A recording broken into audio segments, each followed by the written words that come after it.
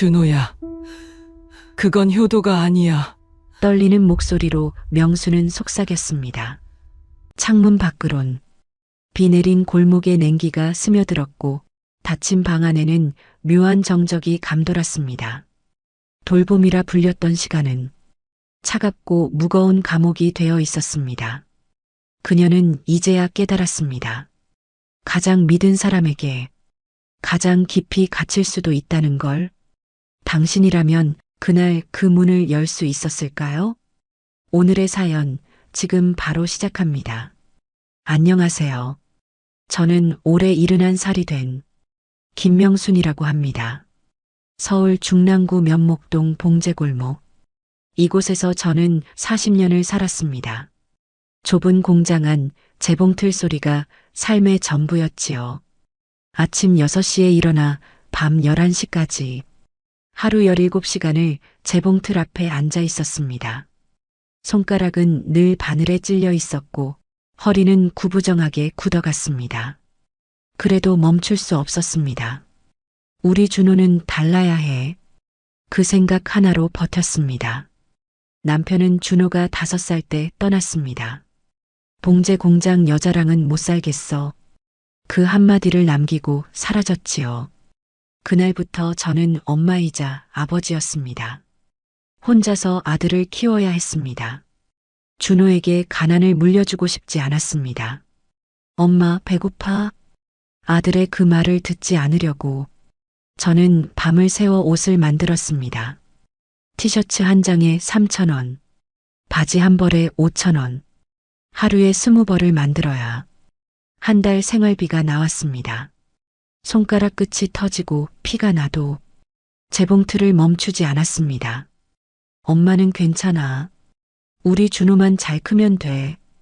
그렇게 스스로를 다독였습니다. 준호는 착한 아이였습니다. 학교에서 돌아오면 항상 말했지요. 엄마, 나 오늘 선생님한테 칭찬받았어. 그 말 한마디에 하루의 피로가 사라졌습니다. 우리 아들 정말 자랑스럽구나. 저는 아들을 꼭 안아주곤 했습니다. 준호가 대학에 갈 때 저는 은행에서 대출을 받았습니다. 등록금 1,000만 원. 제게는 1,000만 원이 아니라 1,000억 원 같았습니다. 하지만 주저하지 않았습니다. 우리 아들은 대졸이어야 해. 그 믿음으로 돈을 빌렸습니다. 4년 동안 저는 하루도 쉬지 않았습니다. 명절에도 일요일에도 공장에 나갔습니다. 다른 아줌마들이 물었지요.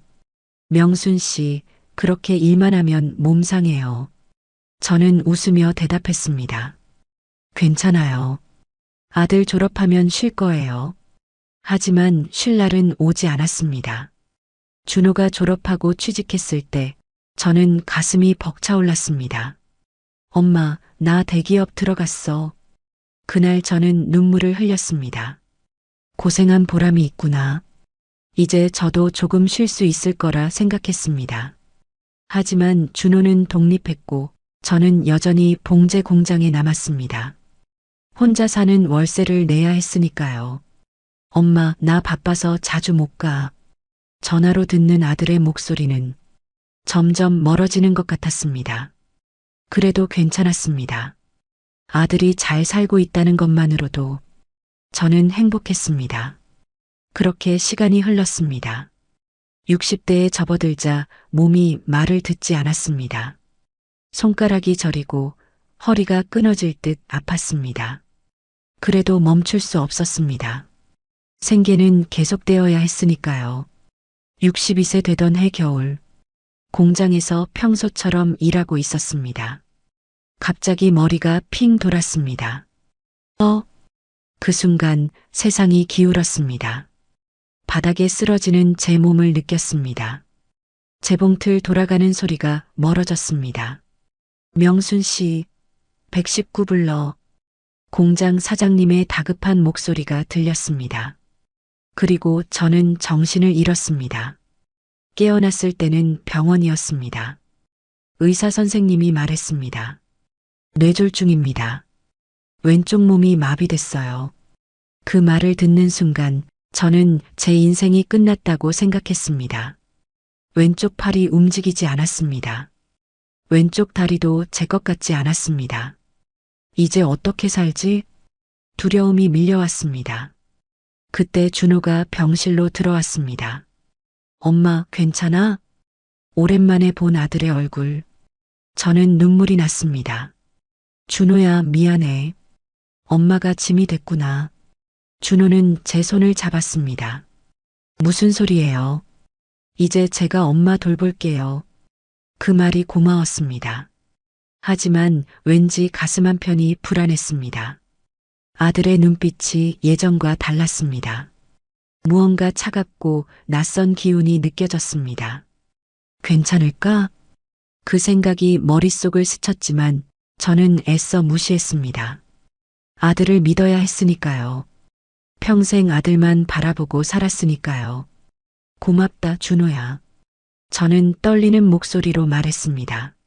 하지만 그 순간 제 인생의 진짜 악몽이 시작되고 있었습니다. 병원에서 한 달을 보냈습니다. 재활 치료를 받았지만 왼쪽 몸은 여전히 불편했습니다. 퇴원 날 준호가 휠체어를 밀고 왔습니다. 엄마, 우리 집 갈 거예요. 준호야, 엄마 혼자 살던 대로 갈게. 안 돼요. 엄마 혼자 어떻게 살아요? 준호의 목소리는 단호했습니다. 저는 더 이상 말할 수 없었습니다. 아들의 호의를 거절할 수 없었습니다. 준호의 집은 고양시 외곽에 있었습니다. 오래된 빌라 2층, 좁은 방 하나가 제 공간이 되었습니다. 여기서 편히 쉬세요, 엄마. 준호는 짐을 풀어주며 말했습니다. 처음 며칠은 괜찮았습니다. 준호는 아침마다 밥을 차려주었고 약을 챙겨주었습니다. 엄마, 제 시간에 드셔야 해요. 고맙다, 준호야. 저는 감사한 마음뿐이었습니다.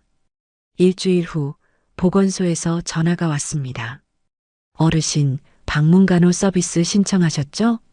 네, 그런데 내일 오전에 방문하겠습니다. 전화를 끊자마자 준호가 물었습니다. 누구예요? 방문간호사래. 재활 도와준다고. 준호의 얼굴이 굳었습니다. 필요 없어요. 뭐? 제가 엄마 돌볼 거예요. 남이 왜 와요?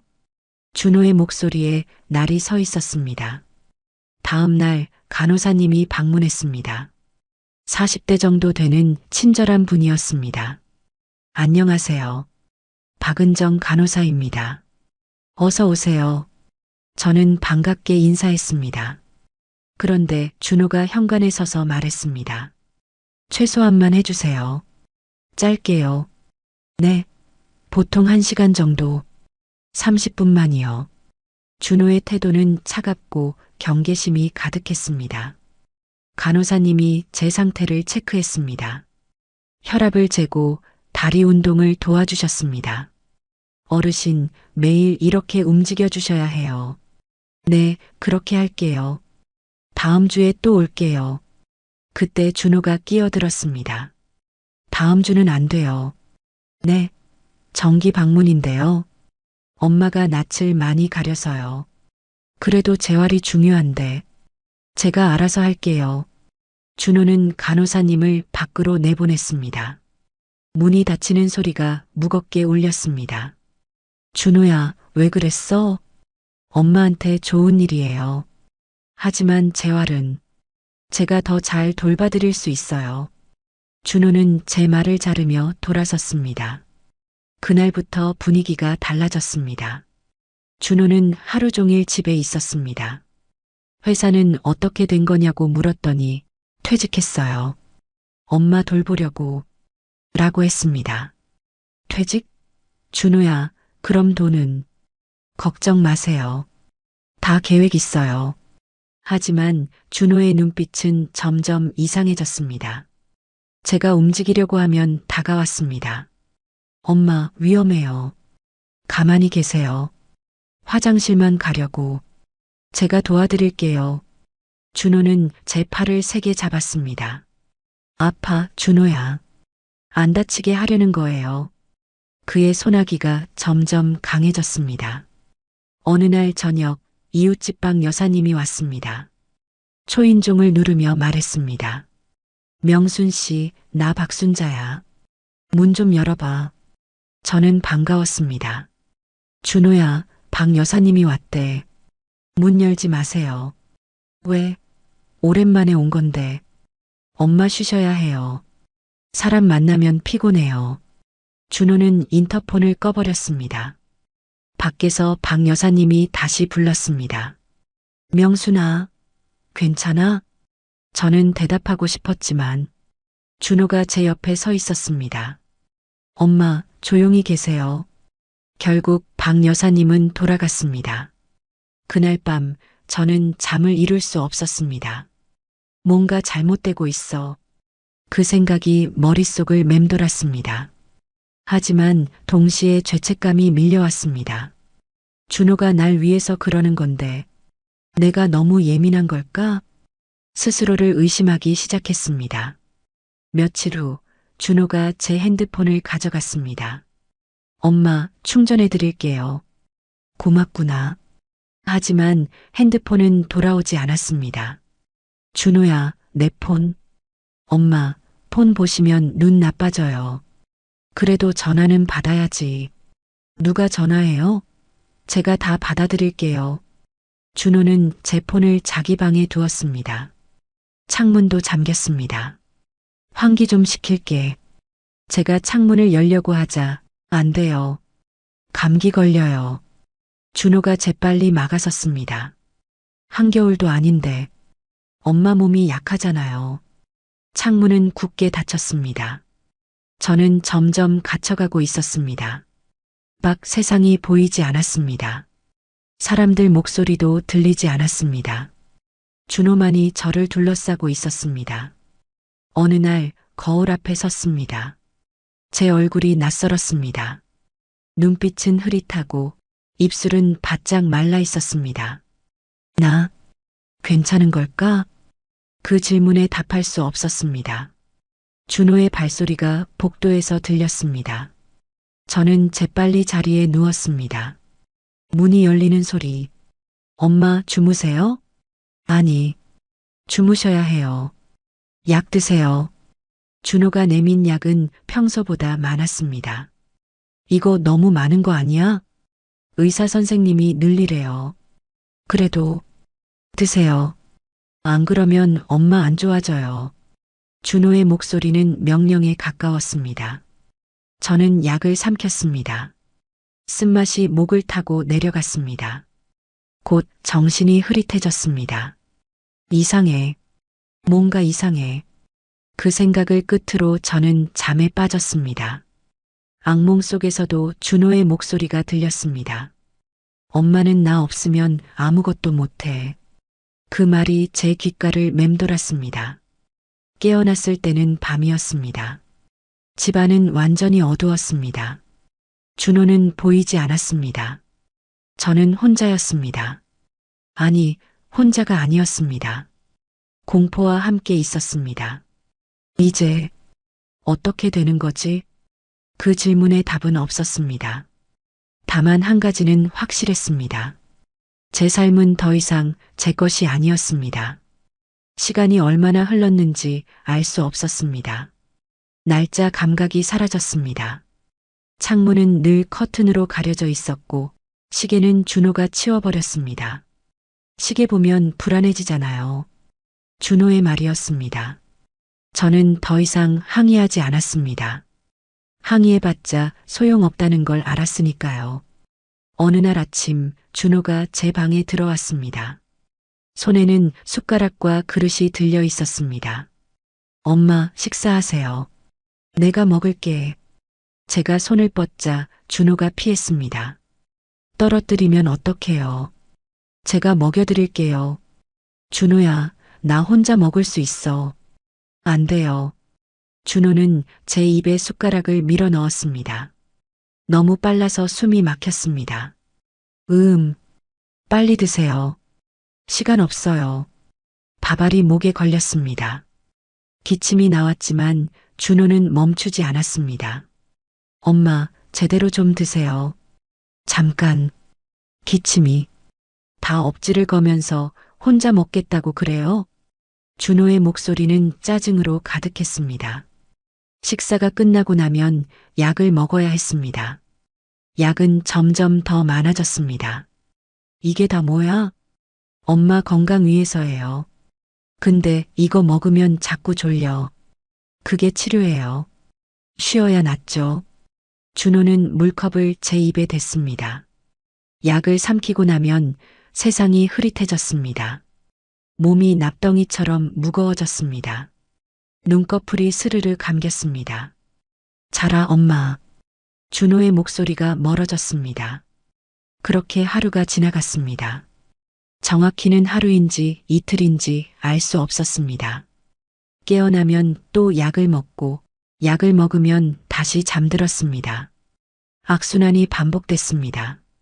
어느 날 화장실에 가고 싶었습니다. 제가 일어서려 하자 준호가 달려왔습니다. 어디 가요? 화장실. 혼자 가면 넘어져요. 준호가 제 팔을 붙잡았습니다. 소나기에 힘이 들어갔습니다. 아파, 준호야. 가만히 있으라니까요. 준호가 소리쳤습니다. 저는 얼어붙었습니다. 아들의 얼굴이 일그러져 있었습니다. 예전에 온화한 준호가 아니었습니다. 미안해요, 엄마. 그냥 걱정돼서. 준호는 금방 표정을 바꿨습니다. 하지만 제 팔에는 그의 손자국이 남았습니다. 빨갛게 멍이 들기 시작했습니다. 화장실에서 돌아오는 길, 거울에 비친 제 모습을 봤습니다. 뺨은 푹 꺼지고 눈동자는 생기를 잃었습니다. 머리카락은 헝클어져 있었습니다. 이게 나야? 스스로가 낯설었습니다. 준호가 문을 두드렸습니다. 엄마, 빨리 나와요. 응. 저는 황급히 문을 열었습니다. 준호의 눈빛이 날카로웠습니다. 오래 걸리네요. 미안해. 다음부턴 빨리 하세요. 저는 고개를 숙였습니다. 아들에게 사과하는 어머니. 이상한 일이었지만 이제 익숙했습니다. 밤이 가장 무서웠습니다. 준호의 발소리가 복도를 오갔습니다. 때로는 제 방문을 열고 들어왔습니다. 자고 있어요? 저는 눈을 감고 숨을 죽였습니다. 엄마. 준호가 제 옆에 섰습니다. 숨소리가 가까이 들렸습니다. 등골이 서늘했습니다. 자고 있네. 준호가 중얼거렸습니다. 그리고 제 이불을 만졌습니다. 팔을 만졌습니다. 얼굴을 만졌습니다. 저는 온몸이 굳었습니다. 비명을 지르고 싶었지만 목소리가 나오지 않았습니다. 준호가 나간 후에도 저는 한참을 떨었습니다. 이건 아니야. 겨우 입 밖으로 나온 말이었습니다. 하지만 아무도 듣지 못했습니다. 다음 날 준호는 평소처럼 행동했습니다. 엄마, 아침 드세요. 마치 아무 일도 없었던 것처럼. 저는 혼란스러웠습니다. 내가 꿈을 꾼 걸까? 내가 이상한 걸까? 스스로를 의심하기 시작했습니다. 어느 날 오후 현관문 소리가 들렸습니다. 누군가 초인종을 눌렀습니다. 명순 씨, 나 박순자야. 박 여사님의 목소리였습니다. 저는 가슴이 뛰었습니다. 준호야, 박 여사님이야. 준호가 황급히 제 방으로 들어왔습니다. 조용히 하세요. 왜? 문 열어야지. 안 돼요. 엄마 상태 안 좋아요. 무슨 소리야? 나 괜찮아. 준호가 제 입을 막았습니다. 소리 내면 안 돼요. 그의 눈빛이 차갑게 식어 있었습니다. 밖에서 박 여사님이 계속 불렀습니다. 명순아, 너 괜찮아? 문 좀 열어봐. 걱정된다고. 하지만 준호는 움직이지 않았습니다. 제 입을 막은 채 귀를 기울였습니다. 한참 후 발소리가 멀어졌습니다. 박 여사님이 돌아간 것입니다. 준호가 손을 떼었습니다. 엄마가 사람 만나면 피곤해져요. 난 괜찮아. 아니에요. 제가 더 잘 알아요. 준호는 방문을 잠그고 나갔습니다. 딸각, 자물쇠 잠기는 소리가 들렸습니다. 저는 문 앞에 주저앉았습니다. 눈물이 흘렀습니다. 누가 좀 도와줘. 작은 목소리였습니다. 벽 너머로는 아무것도 들리지 않았습니다. 며칠 후 준호가 제 방을 청소한다며 들어왔습니다. 서랍을 열어 물건들을 꺼냈습니다. 이건 다 필요 없는 거네요. 제 옛날 사진들이었습니다. 봉제 공장에서 찍은 사진, 준호 어렸을 때 사진. 그거 버리지 마. 엄마, 과거는 의미 없어요. 준호야, 제발. 준호는 사진들을 쓰레기 봉투에 넣었습니다. 그리고 제가 아끼던 원단 조각들도. 이것도 다 쓰레기예요. 그건 내가 마지막으로 만든 거야. 이제 바느질 못하잖아요. 의미 없어요. 준호는 모든 걸 치워버렸습니다. 제 과거를, 제 기억을, 제 삶을. 방은 텅 비었습니다. 저도 텅 빈 것 같았습니다. 그날 밤 저는 벽을 쳐다봤습니다. 페인트가 벗겨진 벽. 거기 작은 금이 가 있었습니다. 그 틈으로 희미한 빛이 새어 들어왔습니다. 옆집 불빛이었습니다. 박 여사님, 저는 손가락으로 벽을 두드렸습니다. 톡, 톡, 톡. 작은 소리였습니다. 하지만 제 심장은 크게 뛰었습니다. 누군가 알아차려줘. 제발. 누군가. 손가락 끝이 아팠습니다. 하지만 멈추지 않았습니다. 톡, 톡, 톡. 벽을 두드리는 소리만이 고요한 밤을 채웠습니다. 그리고 저는 깨달았습니다. 이대로 있으면 죽는다는 것을. 살아야 해. 처음으로 속에서 나온 결심이었습니다. 어떻게든 살아야 해. 그 말을 되뇌며 저는 눈을 감았습니다. 하지만 이번에는 포기가 아니었습니다. 기회를 기다리는 것이었습니다. 언젠가 반드시. 벽을 두드린 후 며칠이 지났습니다. 아무 일도 일어나지 않았습니다. 옆집은 조용했고 저는 여전히 갇혀 있었습니다. 준호는 더욱 조심스러워졌습니다. 제 움직임을 더 면밀히 감시했습니다. 엄마, 뭐 하세요? 아무것도. 거짓말하지 마세요. 뭔가 했죠? 준호의 눈빛이 의심으로 가득했습니다. 저는 고개를 저었습니다. 정말 아무것도 안 했어. 준호는 방 안을 살폈습니다. 벽을 만지고 창문을 확인했습니다. 이상한 짓 하면 안 돼요. 알았어. 저는 더 작아졌습니다. 시간이 흘렀습니다. 얼마나 흘렀는지 알 수 없었습니다. 한 달일까, 두 달일까, 아니면 1년일까. 모든 날이 똑같았습니다. 아침에 약을 먹고, 점심에 약을 먹고, 저녁에 약을 먹었습니다. 그리고 잠들었습니다. 깨어나면 또 같은 날이었습니다. 어느 날 거울을 봤습니다. 제 얼굴이 낯설었습니다.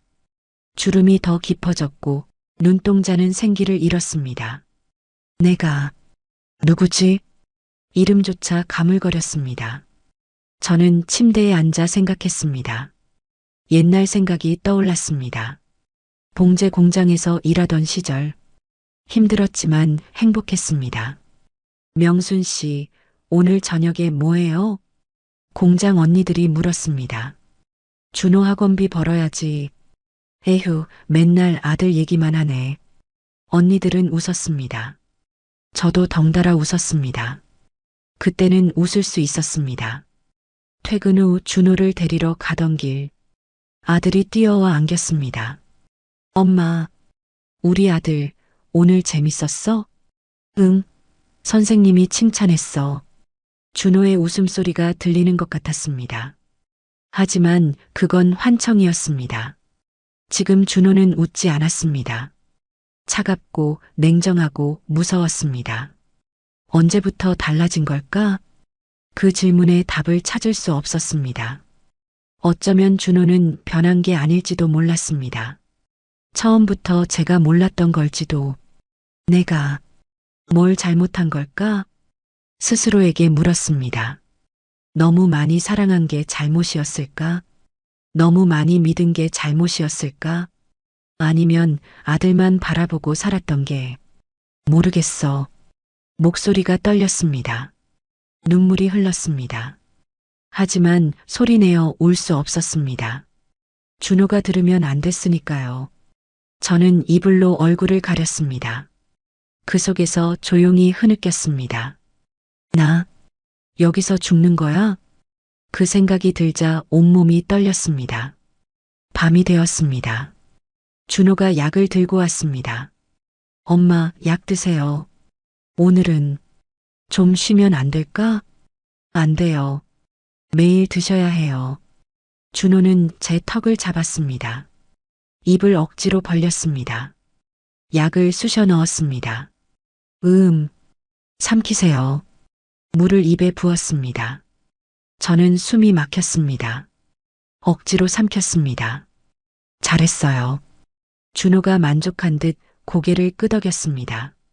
약이 녹아내렸습니다. 정신이 흐려졌습니다. 안 돼. 자면 안 돼. 저는 버티려 했습니다. 하지만 몸이 말을 듣지 않았습니다. 눈꺼풀이 무거워졌습니다. 의식이 저 멀리 달아났습니다. 꿈을 꿨습니다. 어린 준호가 나왔습니다. 엄마, 나중에 커서 엄마 지켜줄 거야. 그래, 고맙구나. 엄마는 내가 지킬 거야. 약속? 준호가 새끼손가락을 내밀었습니다. 저는 그 손가락을 잡았습니다. 약속? 그 순간 준호의 얼굴이 변했습니다. 차갑고 무서운 표정으로. 엄마는 나 없으면 아무것도 못해. 준호가 제 손을 세게 잡았습니다. 아파. 준호야. 절대 못 나가. 영원히 여기 있어야 해. 저는 비명을 지르며 깨어났습니다. 온몸이 땀으로 젖어 있었습니다. 심장이 미친 듯이 뛰었습니다. 문이 벌컥 열렸습니다. 왜 소리 질러요? 준호가 날카롭게 물었습니다. 꿈을 꿨어. 시끄럽게 하지 마세요. 미안해. 문이 다시 닫혔습니다. 저는 어둠 속에 혼자 남았습니다. 가슴이 답답했습니다. 숨을 쉬기가 힘들었습니다. 살아야 해. 반드시. 그 말을 되뇌었습니다. 하지만 어떻게 살아야 할지 몰랐습니다. 며칠 후 이상한 일이 있었습니다. 준호가 외출한 사이 집이 조용해졌습니다. 저는 침대에서 일어났습니다.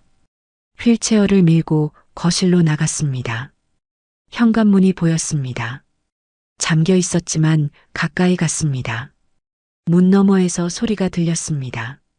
명순 씨 계세요? 박 여사님의 목소리였습니다. 제 심장이 뛰었습니다. 여사님, 작은 목소리로 불렀습니다. 명순 씨, 거기 계세요? 박 여사님이 다시 물었습니다. 저는 문을 두드렸습니다. 톡, 톡, 톡. 명순 씨, 괜찮아요? 도와줘요. 겨우 나온 목소리였습니다. 뭐라고요? 잘 안 들려요. 박 여사님이 문에 귀를 가져다 댔습니다. 저는 더 크게 말하려 했습니다. 하지만 그때 현관문이 열렸습니다. 준호가 돌아온 것입니다. 뭐 하세요, 여기서? 준호가 박 여사님께 물었습니다. 명순 씨 보러 왔어요. 엄마 아파요. 못 만나요. 그래도 얼굴이라도. 안 된다니까요. 준호의 목소리가 날카로웠습니다. 박 여사님이 놀란 듯 물러났습니다. 알았어요. 그럼 나중에 올게요. 발소리가 멀어졌습니다. 준호가 안으로 들어왔습니다. 그리고 저를 봤습니다. 엄마, 여기서 뭐해요?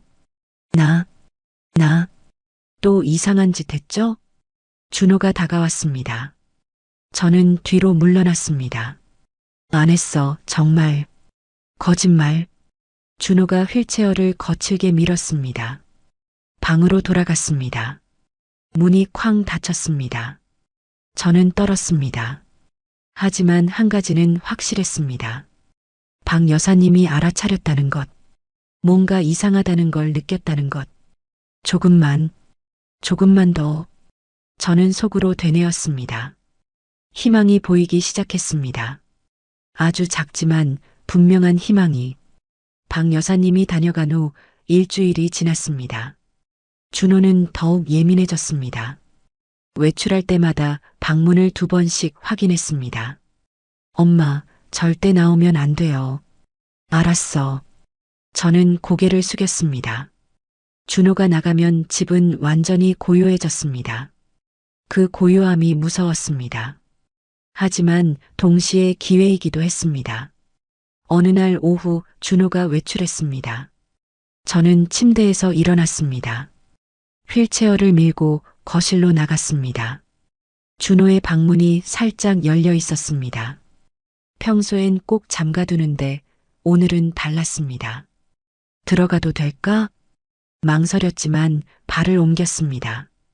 방 안은 어두웠습니다. 커튼이 쳐져 있었습니다. 책상 위에 서류들이 놓여 있었습니다. 저는 조심스럽게 다가갔습니다. 첫 번째 서류를 펼쳤습니다. 해고 통지서라고 적혀 있었습니다. 3년 전 날짜였습니다. 3년 전 준호는 퇴직했다고 말했습니다. 하지만 해고였습니다. 두 번째 서류는 통장 사본이었습니다. 잔액이 마이너스였습니다. 빚이 5천만 원이 넘었습니다. 이게 뭐지? 손이 떨렸습니다. 세 번째 서류는 법원 문서였습니다. 강제집행 통지서. 준호의 집이 경매에 넘어간다는 내용이었습니다. 그럼 준호는 모든 게 맞춰지기 시작했습니다. 준호는 파산했습니다. 집도 돈도 직장도 없었습니다. 그래서 저를 데려온 것입니다. 엄마 건강 때문이 아니었어. 진실이 서서히 드러났습니다. 제 기초수급비, 제 장애인연금. 준호는 그 돈이 필요했던 것입니다. 책상 서랍을 열었습니다. 그 안에 제 통장이 있었습니다. 펼쳐보니 잔액이 0원이었습니다. 매달 들어오던 돈이 모두 빠져나갔습니다. 다 썼구나. 배신감이 밀려왔습니다. 하지만 그보다 더 충격적인 게 있었습니다. 서랍 구석에 작은 병이 있었습니다. 약병이었습니다. 라벨을 읽었습니다. 수면제 마이너스 과다 복용 주의. 제가 먹던 약이 이것이었습니다. 날 죽이려던 거야? 온몸이 얼어붙었습니다. 그때 현관문 소리가 들렸습니다. 준호가 돌아온 것입니다. 저는 황급히 서류를 제자리에 놓았습니다. 휠체어를 돌려 방을 나왔습니다. 하지만 너무 늦었습니다. 준호가 복도에 서 있었습니다. 엄마, 거기서 뭐 했어요? 나 화장실. 거짓말. 내 방에 있었죠? 준호의 눈빛이 차갑게 식었습니다. 미안해. 그냥. 뭘 봤어요? 준호가 다가왔습니다. 저는 뒤로 물러났습니다. 아무것도 안 봤어. 거짓말하지 마. 준호가 소리쳤습니다. 그리고 제 휠체어를 막았습니다. 알았죠? 다 알았죠? 준호야, 진정해. 진정하라고. 엄마가 날 망쳤어. 준호의 얼굴이 일그러졌습니다. 내가 이렇게 된 게 다 엄마 때문이야. 무슨, 엄마 때문에 공부만 했어. 엄마 때문에 친구도 없었어. 엄마 때문에 인생이 망가졌다고. 준호가 울부짖었습니다. 저는 말문이 막혔습니다. 준호야, 이제 엄마가 날 책임져야 해. 엄마 돈으로 내가 살아야 한다고. 준호는 숨을 헐떡이며 말했습니다. 저는 두려웠습니다. 하지만 동시에 슬펐습니다. 제 아들이 이렇게 변했다는 게. 미안해, 준호야. 미안하다고 다야? 준호가 비웃었습니다. 이제 와서 미안하면 뭐해? 그래도 닥쳐요. 준호가 제 방으로 저를 밀어 넣었습니다. 쾅! 문이 닫혔습니다. 자물쇠 잠기는 소리가 들렸습니다. 저는 어둠 속에 갇혔습니다. 온몸이 떨렸습니다. 이제 어떻게 되는 거지? 준호는 제가 진실을 알았습니다. 그럼 저를 어떻게 할까요? 죽이려나? 그 생각에 숨이 막혔습니다. 밤이 깊어갔습니다. 저는 잠들 수 없었습니다. 준호의 발소리가 계속 들렸습니다. 거실을 왔다 갔다 하는 소리. 무언가 고민하는 듯 했습니다. 새벽 3시쯤이었습니다. 갑자기 조용해졌습니다. 너무 조용했습니다. 불안감이 엄습했습니다. 그때 제 방문이 열렸습니다. 준호가 서 있었습니다. 손에 무언가 들고 있었습니다. 약병이었습니다. 엄마, 약 드세요. 지금? 네. 지금 드셔야 해요. 준호의 목소리는 기계적이었습니다. 감정이 없었습니다. 싫어. 처음으로 거부했습니다. 안 먹을 거야. 먹어야 해요. 준호가 다가왔습니다. 저는 비명을 질렀습니다. 싫어. 싫다고. 조용히 해요. 싫어. 도와줘요. 누가 좀 도와줘요. 제 목소리가 벽을 뚫고 나갔습니다. 준호가 제 입을 막으려 했습니다. 하지만 저는 더 크게 소리쳤습니다. 살려줘요. 누가 좀. 그때 옆집에서 소리가 들렸습니다. 명순 씨? 명순 씨. 박 여사님이었습니다. 그리고 누군가 전화하는 소리. 여보세요, 119요? 옆집에서. 준호의 얼굴이 창백해졌습니다. 엄마가 이렇게 만들었어. 준호는 중얼거리며 물러섰습니다. 밖에서 사이렌 소리가 들려왔습니다. 점점 가까워졌습니다. 제 심장이 미친 듯이 뛰었습니다. 살았어. 살았어. 눈물이 흘렀습니다. 현관문을 두드리는 소리. 경찰입니다. 문 열어주세요. 준호는 움직이지 않았습니다. 그저 멍하니 서 있었습니다. 쿵! 문이 부서지는 소리가 들렸습니다. 사람들이 들어왔습니다. 어르신, 괜찮으세요? 구급대원이 제게 다가왔습니다. 도와주세요. 저는 겨우 말했습니다. 그리고 정신을 잃었습니다. 하지만 이번엔 달랐습니다. 악몽이 아니었습니다. 해방이었습니다. 눈을 떴을 때는 병원이었습니다. 흰 천장이 보였습니다. 소독약 냄새가 났습니다. 정신 차리셨어요? 간호사가 제 옆에 서 있었습니다. 여기가 병원이에요. 안전해요. 그 말에 눈물이 났습니다. 안전하다는 말. 얼마 만에 듣는 말인지 몰랐습니다. 의사 선생님이 들어왔습니다. 50대 정도 되는 여성 의사였습니다. 김명수님, 제 이름은 이지혜입니다. 네. 몇 가지 여쭤볼게요. 괜찮으시죠? 저는 고개를 끄덕였습니다. 혼자 계실 수 있으세요? 네. 간호사가 나갔습니다. 방 안에 우리 둘만 남았습니다. 의사 선생님이 조심스럽게 물었습니다. 어르신, 몸에 상처가 많아요. 이게 어떻게 생긴 건가요? 저는 입술을 깨물었습니다. 말해야 할까요? 말하면 어떻게 될까요? 괜찮아요. 천천히 말씀하세요. 의사 선생님의 목소리는 따뜻했습니다. 제 아들이. 목소리가 떨렸습니다. 아들분이요? 네. 준호가. 눈물이 흘렀습니다. 날 가뒀어요. 10년 동안. 10년이요? 의사 선생님이 놀란 듯 물었습니다. 아니, 정확히는 모르겠어요. 시간 감각이 없었어요. 약을 너무 많이 먹였어요. 그래서 계속 잤어요. 말을 하는 동안 눈물이 멈추지 않았습니다. 의사 선생님이 제 손을 잡았습니다. 잘하셨어요. 용기 내주셔서요. 이제 어떻게 되나요? 경찰이 조사할 거예요. 아들이 잡힐까요? 네. 증거가 충분해요. 의사 선생님이 차트를 펼쳤습니다. 어르신 몸 상태가 심각해요. 영양실조, 탈수, 약물 과다. 욕창도 여러 군데 생겼고요. 이건 명백한 학대예요.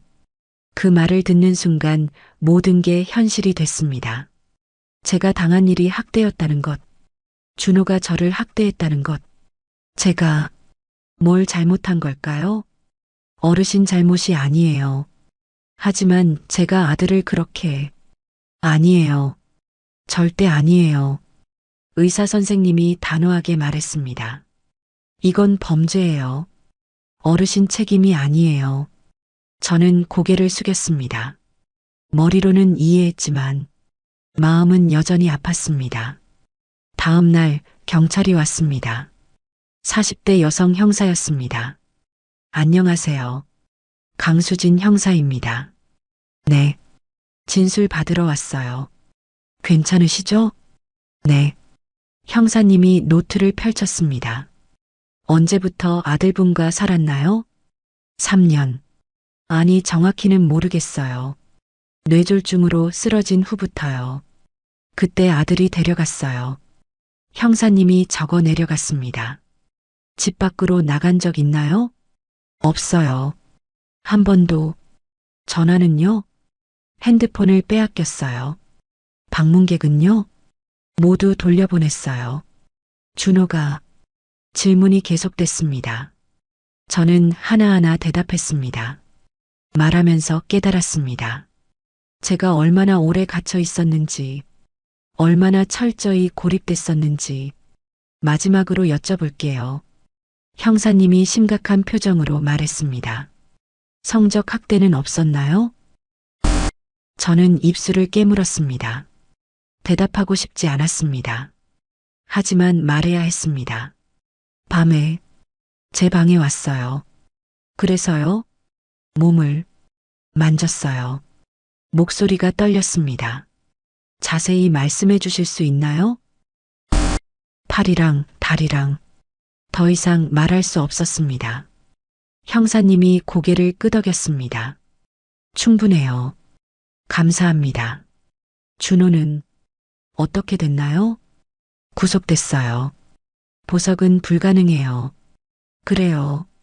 안도감과 동시에 허전함이 밀려왔습니다. 그날 오후 준호가 신문을 받았습니다. 저는 직접 보지 않았지만 형사님이 말해줬습니다.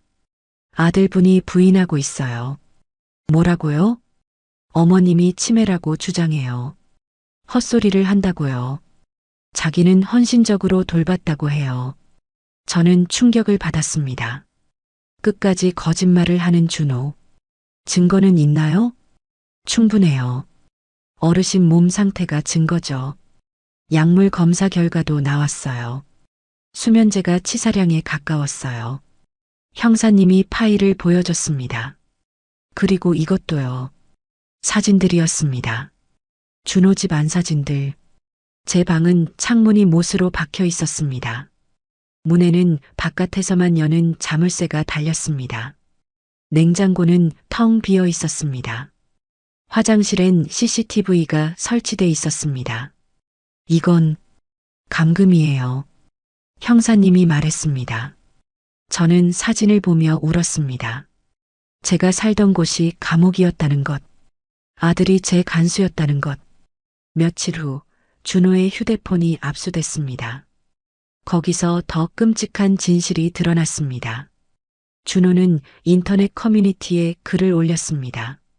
뇌졸중 엄마 돌보는 법, 노인 통제하는 방법, 어떻게 하면 순종적으로 만들까?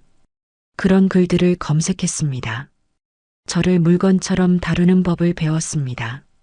형사님이 보여줬을 때 저는 말을 잃었습니다. 어떻게 제 아들이 준호는 처음부터 계획했습니다. 저를 이용하려고, 저를 통제하려고, 그리고 결국엔 없애려고. 모든 게 계획이었습니다. 사랑도 효심도 모두 거짓이었습니다. 재판이 시작됐습니다. 저는 법정에 나가지 않았습니다. 영상으로 증언했습니다. 준호의 얼굴을 보고 싶지 않았으니까요. 판사가 물었습니다. 피고인이 피해자의 아들이 맞습니까? 네, 제 아들입니다. 피해자께서 진술하신 내용이 사실입니까? 네, 모두 사실입니다. 화면 너머로 준호가 보였습니다. 고개를 떨구고 있었습니다. 변호사가 뭔가 말했지만 들리지 않았습니다. 재판은 빠르게 진행됐습니다. 증거가 너무 명백했으니까요. 준호는 징역 12년을 선고받았습니다.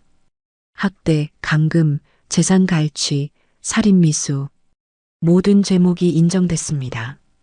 저는 병원 침대에서 그 소식을 들었습니다. 울어야 할지 웃어야 할지 몰랐습니다. 그저 멍하니 천장을 바라봤습니다. 이제 어떻게 살지? 그 질문에 답이 없었습니다. 평생을 아들을 위해 살았는데 그 아들이 저를 죽이려 했습니다. 제 인생은 무엇이었을까요? 그저 아들의 도구였을까요? 의사 선생님이 들어왔습니다. 명수님, 퇴원 준비하셔야 해요. 어디로 가죠? 요양원이나 복지시설? 혼자는 힘드실 거예요. 저는 창밖을 바라봤습니다. 세상은 여전히 돌아가고 있었습니다. 하지만 제 세상은 멈춰 있었습니다. 다시 시작할 수 있을까요? 의사 선생님이 제 손을 잡았습니다. 할 수 있어요. 천천히요. 저는 고개를 끄덕였습니다. 하지만 확신은 없었습니다. 상처는 너무 깊었고 시간은 너무 많이 흘렀습니다. 하지만 아직 아무도 몰랐습니다. 제 안에 남은 작은 불씨를, 다시 살고 싶다는 간절함을, 그것이 저를 일으켜 세울 거라는 것을. 퇴원 날 낯선 사람이 병실에 왔습니다. 30대 초반으로 보이는 여성이었습니다. 이모, 저예요. 장미. 저는 기억을 더듬었습니다. 언니 딸, 장미구나. 네, 이모. 오랜만이에요. 장미는 밝게 웃었습니다. 마지막으로 본 게 언제였을까요? 10년도 더 됐을 것입니다. 어떻게 알고 왔니? 뉴스에 나왔잖아요. 장미가 제 손을 잡았습니다. 정말 걱정 많이 했어요. 고맙구나. 하지만 왠지 어색했습니다. 그동안 연락 한 번 없던 조카가 갑자기 나타난 게 이상했습니다.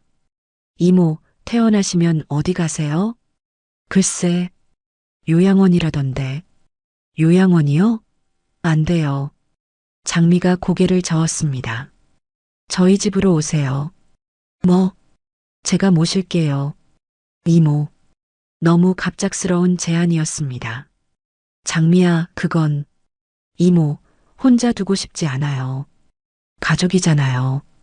장미의 눈빛은 진지해 보였습니다. 저는 망설였습니다. 하지만 달리 갈 곳도 없었습니다.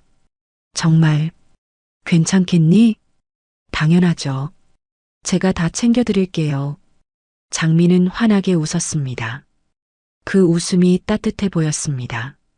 하지만 무언가 불편했습니다. 장미의 집은 분당에 있었습니다. 깨끗한 아파트였습니다. 이모, 여기 이모 방이에요. 고맙다, 장미야. 방은 넓고 밝았습니다. 침대도 새 것이었습니다. 필요한 거 있으면 언제든 말씀하세요. 그래. 장미는 친절했습니다. 너무 친절했습니다. 처음 며칠은 편했습니다. 장미는 식사를 챙겨주고 약도 제때 먹여줬습니다. 재활치료도 함께 다녔습니다. 이모, 힘내세요. 조금만 더. 장미의 응원이 힘이 됐습니다.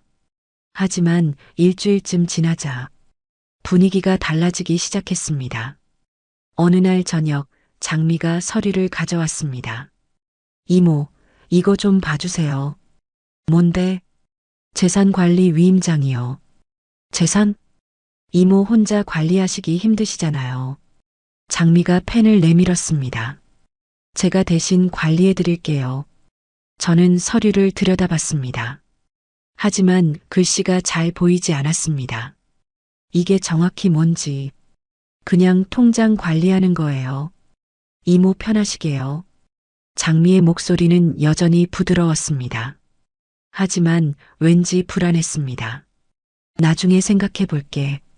이모, 빨리 처리하는 게 좋아요. 왜? 복잡한 일들 많잖아요. 장미가 조금 초조해 보였습니다. 그래도 급한 건 아니잖아. 이모. 장미의 표정이 굳었습니다. 알았어요. 천천히 생각하세요. 서류를 챙기는 장미의 손이 빨랐습니다. 다음 날부터 장미의 태도가 변했습니다. 식사를 대충 차렸습니다. 이모 바빠서요. 양해해 주세요. 괜찮아. 재활치료도 건너뛰기 시작했습니다. 오늘은 못 가요. 일이 있어서. 그래. 저는 점점 방에 혼자 있는 시간이 늘었습니다. 어느 날 장미 남편이 왔습니다. 40대 초반으로 보이는 남자였습니다. 이모님, 안녕하세요. 네. 아내한테 들었어요. 고생 많으셨죠? 남편은 의자를 당겨 앉았습니다. 이모님, 솔직히 말씀드릴게요. 우리도 힘들어요. 뭐가? 경제적으로요. 애들 교육비에. 남편이 한숨을 쉬었습니다. 준호 때문에 보상금 나온다면서요? 보상금? 국가폭력 피해자 보상이요. 몇 억은 나올 거라던데. 저는 놀랐습니다. 그런 게 있는지도 몰랐습니다. 이모님, 우리가 이모님 돌봐드리잖아요. 그러니까 그 돈으로. 남편의 의도가 보이기 시작했습니다. 아직 나온 것도 아니고 곧 나올 거예요. 확실해요. 그러니까 미리 약속해요.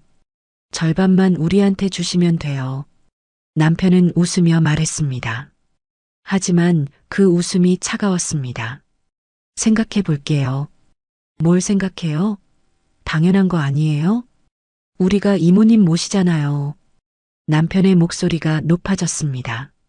진정하세요. 진정하라고요? 우리도 봉이 아니에요. 그때 장미가 들어왔습니다. 여보, 왜 그래요? 이모님이 생각해 보신대요. 뭘 생각해요? 당연한 건데.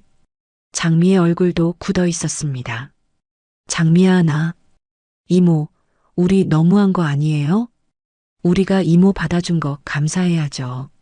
안 그럼 요양원 가셔야 했어요. 장미의 말이 날카로웠습니다. 처음 보는 모습이었습니다. 미안하지만, 미안하긴요. 이모도 참. 장미가 방을 나갔습니다. 쾅! 문 닫는 소리가 크게 울렸습니다. 저는 혼자 남았습니다. 배신감이 밀려왔습니다. 또야. 눈물이 났습니다. 다음 날부터 대우가 달라졌습니다. 식사는 차가운 밥 한 공기뿐이었습니다. 이모, 죄송한데 제가 바빠서요. 장미는 쳐다보지도 않았습니다. 재활치료는 완전히 끊겼습니다. 당분간 못 가요. 돈도 없고요. 내가 낼게. 이모 돈으로요? 우리 돈이기도 한데? 장미의 말이 점점 거칠어졌습니다. 며칠 후 장미 언니가 찾아왔습니다. 50대 여성이었습니다. 명순아, 오래간만이다. 언니, 고생 많았다며? 언니는 과일 바구니를 놓았습니다. 하지만 눈빛은 차가웠습니다. 명순아, 보상금 얘기 들었어? 우리도 좀 나눠야지. 가족이잖아. 언니, 나 아직. 뭐가 아직이야? 곧 나온다며? 장미한테만 줄 거야? 나도 내 언니야. 똑같이 나눠야지. 언니의 목소리가 날카로웠습니다. 아직 확정도 안 됐어요. 거짓말하지 마. 다 알아. 우리도 힘들게 산다고. 명순이 너만 힘든 줄 알아? 언니가 소리쳤습니다. 저는 말문이 막혔습니다. 가족이란 이름으로 또다시 저를 이용하려는 사람들. 미안하지만 안 돼. 처음으로 거절했습니다. 뭐? 그 돈은 내 돈이야. 내 돈? 가족끼리 무슨 소리야? 언니, 나도 살아야 해. 혼자 다 쓸 거야? 아니, 그게 아니라. 그럼 뭔데? 우리가 그렇게 만만해? 언니가 소리치며 일어났습니다. 두고 봐.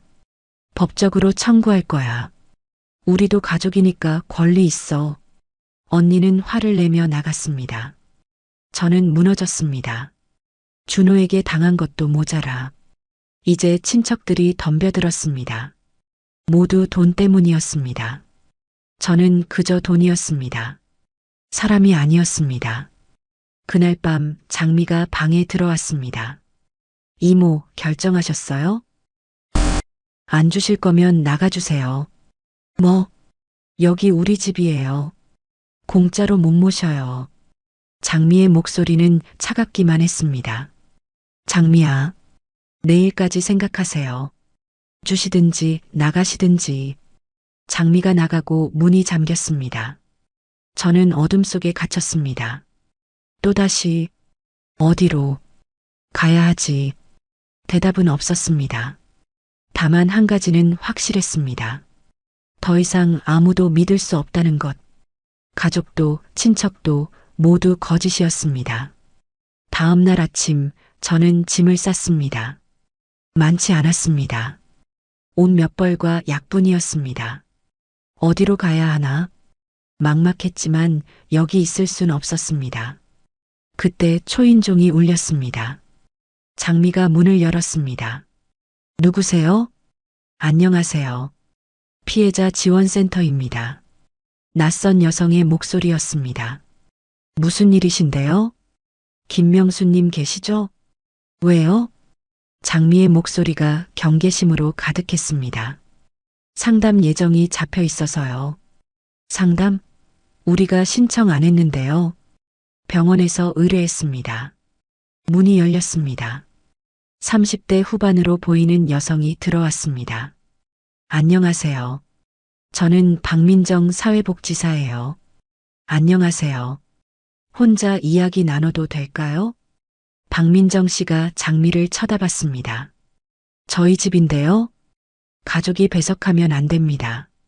피해자 보호 규정이에요. 장미의 얼굴이 굳었습니다. 잠깐만요. 이모는 우리가 법적으로 독립적 상담이 필요합니다. 박민정 씨의 목소리는 단호했습니다. 장미는 마지못해 거실로 나갔습니다. 문이 닫히자 박민정 씨가 앉았습니다. 명수님 괜찮으세요? 네. 여기 거주 상황이 어떤가요? 저는 망설였습니다. 말해도 될까요? 편하게 말씀하세요. 비밀 보장돼요. 사실은 나가라고 했어요. 나가라고요? 네. 돈 때문에. 저는 조금씩 이야기를 풀어놓았습니다. 보상금 얘기부터 위임장 강요까지. 박민정 씨는 메모하며 들었습니다. 이건 명백한 학대예요. 또요? 네. 경제적 학대입니다. 취약한 상태를 이용한 거죠. 박민정 씨가 서류를 꺼냈습니다. 일단 긴급 보호조치부터 할게요. 보호조치요? 안전한 곳으로 옮겨드려야 해요. 어디로요? 학대 피해자 보호시설이 있어요.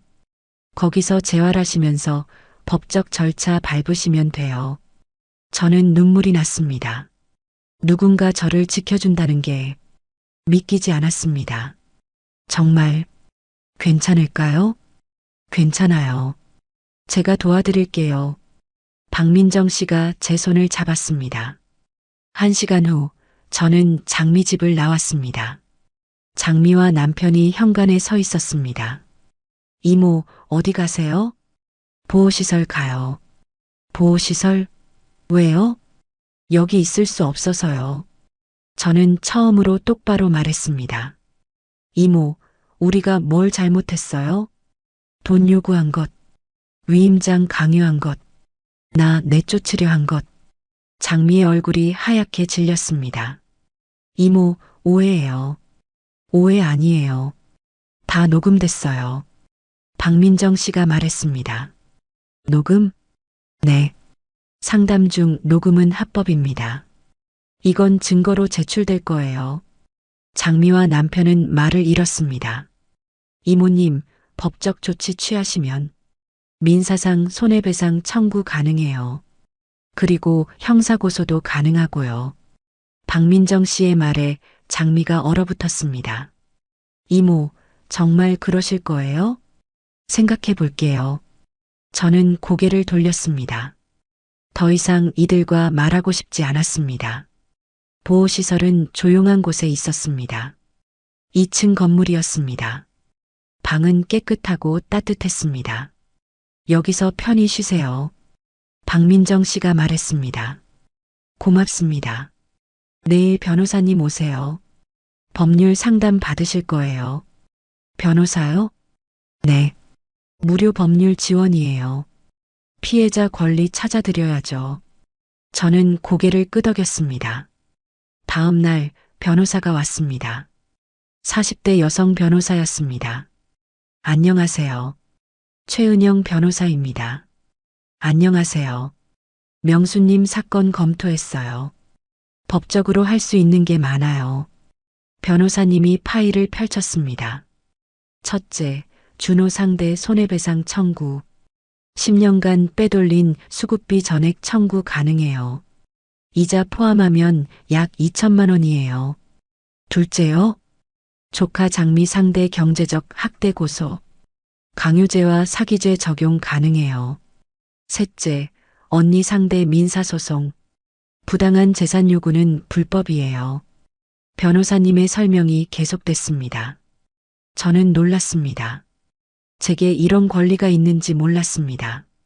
모두 진행하시겠어요? 준호는 꼭 청구하고 싶어요. 조카랑 언니는 저는 망설였습니다. 천천히 생각하세요. 일단 준호부터 시작해요. 변호사님이 서류를 정리했습니다. 며칠 후 준호에게 소장이 전달됐습니다. 2천만 원 손해배상 청구. 준호는 교도소에서 답변서를 보냈습니다. 돈이 없습니다. 배상 불가능합니다. 하지만 변호사님은 웃었습니다. 괜찮아요. 출소 후 압류하면 돼요. 평생 갚게 할 거예요. 정말 가능한가요? 가능해요. 판결 나면 끝이에요. 재판은 빠르게 진행됐습니다. 증거가 명백했으니까요. 준호는 법정에 나오지도 않았습니다. 판사는 원고 전부 승소 판결했습니다. 피고는 원고에게 2천만 원과 연 12% 이자를 지급하라. 판결문을 받아들고 저는 울었습니다. 정의가 실현됐습니다. 장미에게도 경고장이 발송됐습니다. 경제적 학대 혐의로 고소 검토 중. 장미는 급히 전화를 걸어왔습니다. 이모, 오해 풀어요. 제발. 오해 아니에요, 장미야. 너희가 한 일 다 기억해. 이모, 우리도 잘못했지만 잘못 인정하면 고소 안 할게요. 제 목소리는 단호했습니다. 뭘 하면 돼요? 사과문 써요. 공식적으로. 그리고 앞으로 연락하지 마세요. 침묵이 흘렀습니다. 알겠어요. 장미의 목소리는 떨렸습니다. 이틀 후 사과문이 도착했습니다. 저희의 잘못된 행동을 깊이 반성합니다. 경제적 이득을 바라며 이모님을 대한 것 진심으로 사과드립니다. 저는 그 편지를 접었습니다. 용서는 하지 않을 것입니다. 다만 더 이상 시간을 쓰고 싶지 않았습니다. 언니에게도 내용 증명을 보냈습니다. 부당한 재산 요구는 법적 조치 대상입니다. 앞으로 연락 시 즉시 고소하겠습니다. 언니는 답장하지 않았습니다. 하지만 연락도 오지 않았습니다. 저는 드디어 자유로웠습니다. 준호로부터, 장미로부터, 가족의 폭력으로부터, 보호시설에서 한 달을 보냈습니다. 물리치료를 받았습니다. 왼쪽 팔이 조금씩 움직이기 시작했습니다. 상담 치료도 받았습니다. 트라우마를 조금씩 풀어냈습니다. 명수님 많이 좋아지셨어요. 상담사가 말했습니다. 그런가요? 네. 처음 왔을 땐 말도 잘 안 하셨는데, 이제는 웃으시기도 하고요. 저는 거울을 봤습니다. 주름진 얼굴이지만 눈빛은 살아 있었습니다. 다시 살고 싶어요. 제 입에서 나온 말이었습니다. 그럼 살아야죠. 당연히. 상담사가 웃었습니다. 어느 날 박민정 씨가 소식을 가져왔습니다. 명수님, 보상금 나왔어요. 정말요? 네. 3억 원이에요. 3억? 상상도 못한 금액이었습니다. 이 돈으로 뭐 하고 싶으세요? 박민정 씨가 물었습니다. 저는 잠시 생각했습니다. 작은 집 하나 사고 싶어요. 그리고 창밖을 바라봤습니다. 뭔가 해보고 싶어요. 다른 사람들 돕는 일, 나처럼 고통받는 사람들이요. 박민정 씨가 제 손을 잡았습니다. 멋진 꿈이네요. 도와드릴게요. 끝까지. 저는 고개를 끄덕였습니다. 긴 터널을 지나왔습니다. 어둠 속에서 빛을 찾았습니다. 이제 그 빛으로 걸어갈 차례였습니다. 3억이라는 돈은 제게 너무 컸습니다. 처음엔 무서웠습니다. 이걸 어떻게 써야 하지? 하지만 박민정 씨가 도왔습니다. 천천히 계획 세워요. 일단 안전한 집부터요. 저는 고양시에 작은 오피스텔을 샀습니다. 1억 5천만 원. 15평 남짓한 공간이었습니다. 하지만 제 집이었습니다. 평생 처음으로 가진 제 집. 여기가 내 집이구나. 눈물이 났습니다. 창문을 열었습니다. 바람이 들어왔습니다. 자유로웠습니다. 집을 꾸미는 동안 소식이 들려왔습니다. 준호 소식이었습니다. 교도소에서 편지가 왔습니다. 엄마 미안해요. 단 4글자였습니다. 저는 그 편지를 찢지 않았습니다. 답장도 하지 않았습니다. 그냥 서랍에 넣어뒀습니다. 며칠 후 형사님이 전화했습니다. 명수님, 준호가 면회 신청했어요. 거절할게요. 알겠습니다. 통화는 짧게 끝났습니다. 준호는 3번 더 신청했습니다. 저는 3번 다 거절했습니다. 만날 이유가 없었습니다. 그해 겨울, 준호의 소식을 들었습니다. 교도소 안에서 일하고 있다고 했습니다. 한 달에 20만 원씩 벌어 손해배상금을 갚는다고 했습니다. 20만 원이면 8년은 걸리겠네요. 변호사님이 말했습니다. 출소 후에도 계속 갚아야 하고요. 저는 아무 말하지 않았습니다. 준호의 인생이 어떻게 되든 더 이상 제 관심사가 아니었습니다. 장미의 소식도 들려왔습니다. 이혼했다고 했습니다. 남편이 먼저 이혼을 요구했다고 했습니다. 당신 가족 때문에 우리가 망했어. 그 말을 남기고 떠났다고 했습니다. 장미는 직장도 그만뒀습니다. 주변 사람들이 수군거렸기 때문입니다. 노인 학대한 집안이래. 소문은 빠르게 퍼졌습니다. 장미는 집도 팔았습니다. 빚을 갚기 위해서였습니다. 지금은 작은 원룸에 산다고 했습니다. 혼자. 박민정 씨가 전해준 소식이었습니다. 장미 씨가 연락했어요. 뭐라고요? 이모님 용서 구하고 싶대요. 만날 생각 없어요. 알겠어요. 거절할게요. 저는 더 이상 장미를 생각하지 않았습니다. 언니 소식은 들리지 않았습니다. 아마 조용히 살고 있겠지요.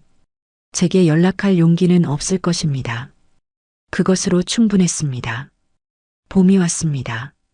저는 물리치료를 계속했습니다. 왼쪽 손가락이 조금씩 움직였습니다. 완전히 회복되진 않았지만 바늘을 잡을 수 있을 정도는 됐습니다.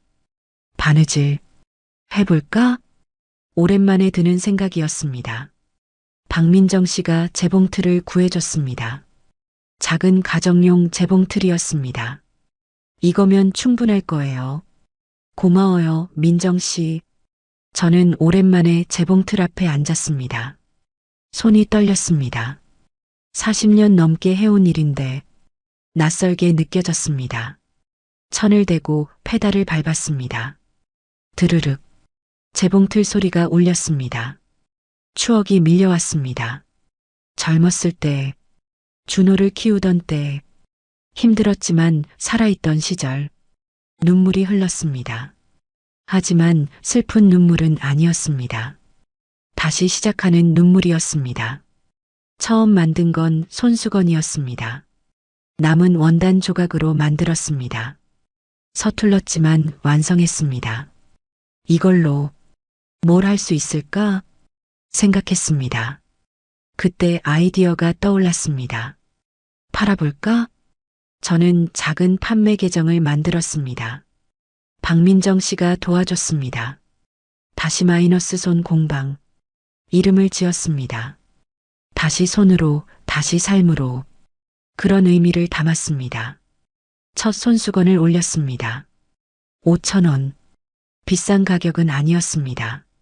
하지만 정성을 담았습니다. 설명란에 이렇게 썼습니다. 71세 할머니가 만든 손수건입니다. 한 땀 한 땀 정성을 담았습니다. 다음 날 주문이 들어왔습니다. 한 개. 정말 팔렸네. 믿기지 않았습니다. 정성껏 포장해서 보냈습니다. 며칠 후 후기가 올라왔습니다. 따뜻한 느낌이 나요. 잘 쓸게요. 제 가슴이 뛰었습니다. 누군가 제 손길을 좋아해 준다는 것. 그것만으로도 행복했습니다. 주문이 조금씩 늘어났습니다. 한 달에 10개, 20개. 많은 양은 아니었지만 저는 행복했습니다. 여름이 됐습니다. 어느 날 한 여성이 찾아왔습니다. 40대 초반으로 보였습니다. 명수님이세요? 네. 저는 김은이라고 해요. 온라인에서 손수건 샀어요. 아, 네. 감사합니다. 직접 뵙고 싶어서 왔어요. 은희 씨가 말했습니다. 저도 가정폭력 피해자예요. 남편한테 10년 맞고 살았어요. 은희 씨의 목소리가 떨렸습니다. 겨우 도망쳤는데 갈 곳이 없어요.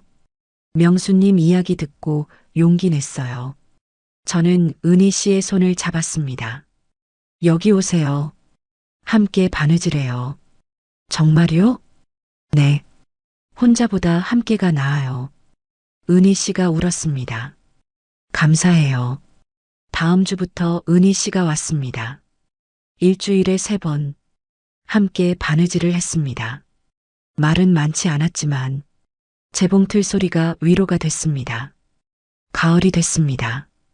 또 한 명이 찾아왔습니다. 50대 여성이었습니다. 저는 정미선이에요. 아들한테 학대당했어요. 그렇게 1명, 2명 늘어났습니다. 모두 학대 피해자들이었습니다. 가족에게, 배우자에게, 자식에게 상처받은 사람들이었습니다. 저희는 함께 바느질했습니다. 말없이, 하지만 서로를 이해했습니다. 재봉틀 소리가 치유였습니다. 한 땀 한 땀 바느질하면서 마음의 상처도 꿰매나갔습니다. 다시 마이너스 손 공방은 커졌습니다. 이제 5명이 함께 일했습니다. 손수건, 에코백, 파우치, 다양한 제품을 만들었습니다. 수익은 많지 않았지만 나눠 가졌습니다. 이 돈으로 밥 한 끼 먹어요. 고마워요, 명순 씨. 서로 의지하며 살았습니다. 겨울이 다가왔습니다. 어느 날 준호에게서 편지가 또 왔습니다. 엄마, 면회 한 번만요. 할 말이 있어요. 저는 편지를 접었습니다. 그리고 쓰레기통에 넣었습니다. 할 말이 없었습니다. 더 이상 아들이 아니었으니까요. 장미에게서도 연락이 왔습니다. 박민정 씨를 통해서였습니다. 이모, 정말 죄송해요. 한 번만 만나주세요. 저는 거절했습니다. 만날 필요 없어요. 그냥 각자 살아가요. 박민정 씨가 전달했습니다. 장미는 더 이상 연락하지 않았습니다. 연말이 됐습니다. 공방 사람들과 작은 파티를 했습니다. 떡볶이와 김밥을 사서 함께 먹었습니다. 내년에도 잘 부탁해요. 명순 씨, 고마워요. 우리가 고맙죠. 모두 웃었습니다. 상처 입은 사람들의 웃음이었지만 진심이었습니다. 밤에 혼자 집에 돌아왔습니다.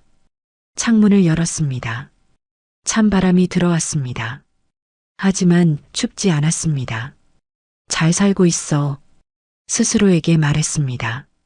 준호는 교도소에 있습니다. 장미는 원룸에서 혼자 삽니다. 언니는 연락이 없습니다. 그들의 삶이 어떻게 됐든 더 이상 제 일이 아니었습니다. 저는 제 삶을 살고 있었습니다. 다시 찾은 삶을, 다시 시작한 삶을, 그것으로 충분했습니다. 3년이 흘렀습니다. 저는 이제 74살이 됐습니다. 하지만 예전보다 건강했습니다. 왼쪽 팔도 많이 회복됐습니다. 바늘을 잡는데 문제 없을 정도로 다시 마이너스 손 공방은 계속 성장했습니다. 이제 8명이 함께 일합니다. 모두 학대 피해자들입니다. 나이도 사연도 제각각입니다. 하지만 하나로 연결돼 있습니다. 상처로, 그리고 회복으로. 아침 9시 공방 문을 엽니다. 좋은 아침이에요. 명순 씨, 안녕하세요. 서로 인사를 나눕니다. 커피를 내리고 재봉틀 앞에 앉습니다. 드르륵. 재봉틀 소리가 공방을 채웁니다. 이 소리가 좋습니다. 살아있다는 증거니까요. 요즘은 주문이 많이 들어옵니다. 한 달에 100개가 넘습니다.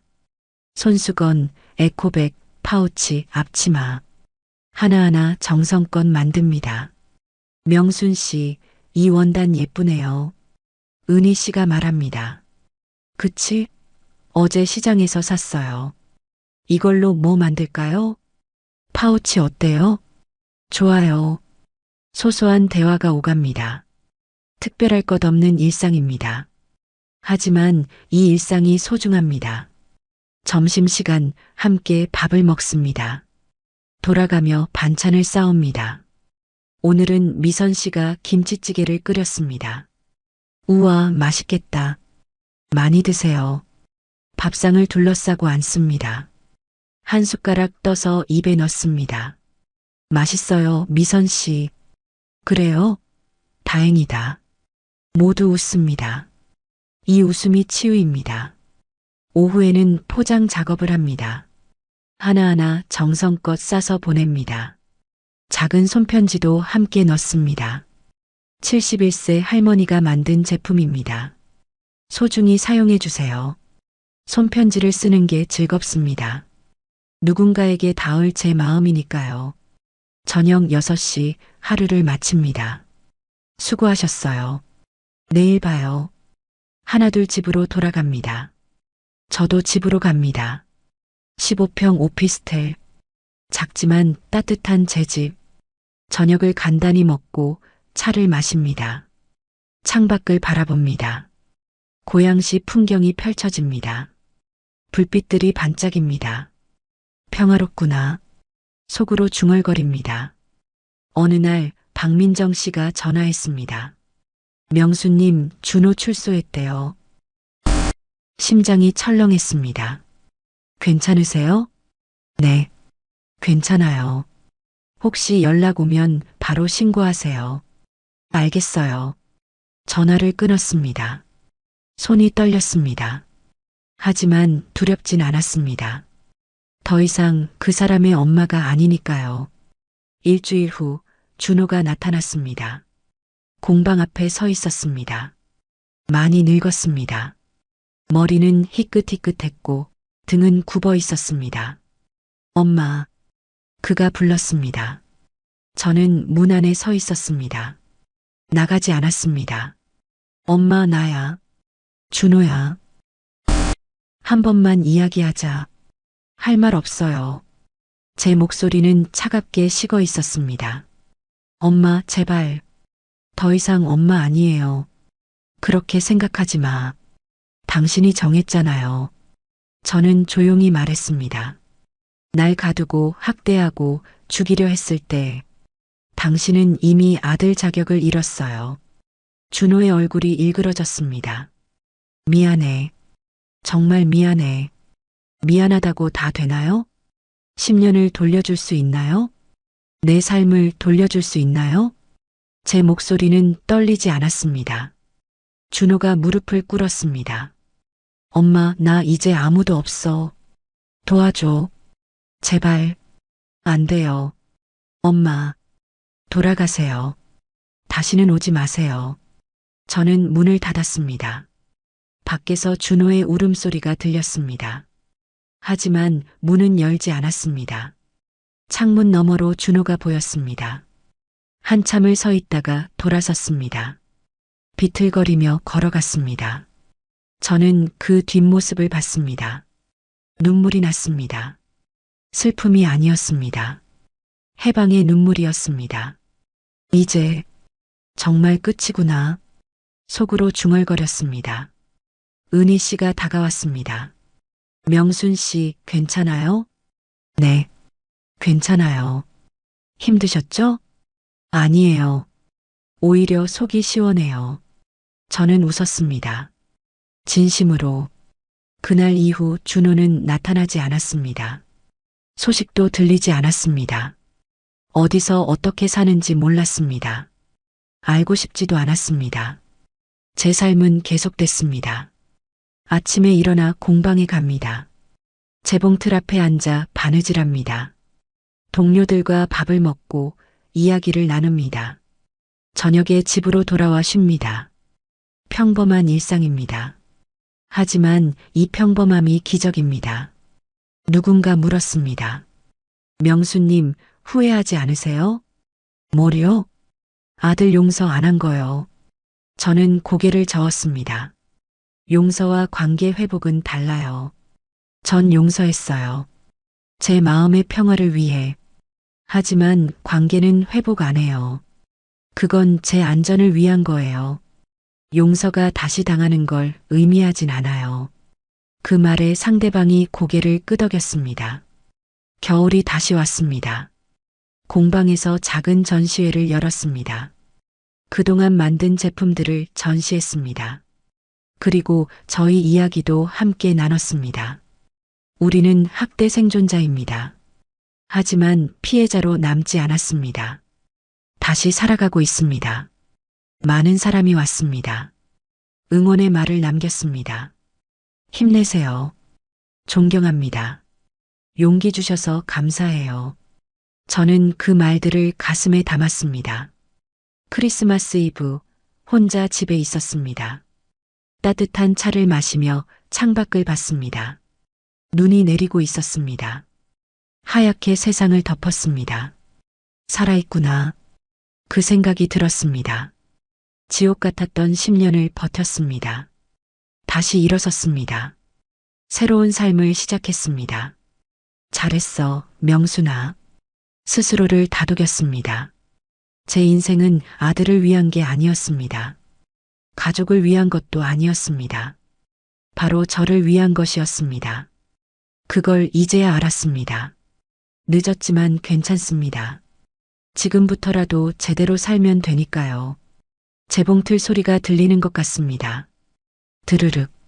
그 소리 속에 저는 살아있습니다. 오늘도 내일도 계속 다시 시작한 삶을 살아갑니다. 이야기를 끝까지 들어주신 분이 계시다면 잘 들었다고 댓글 하나만 남겨주세요. 감사합니다.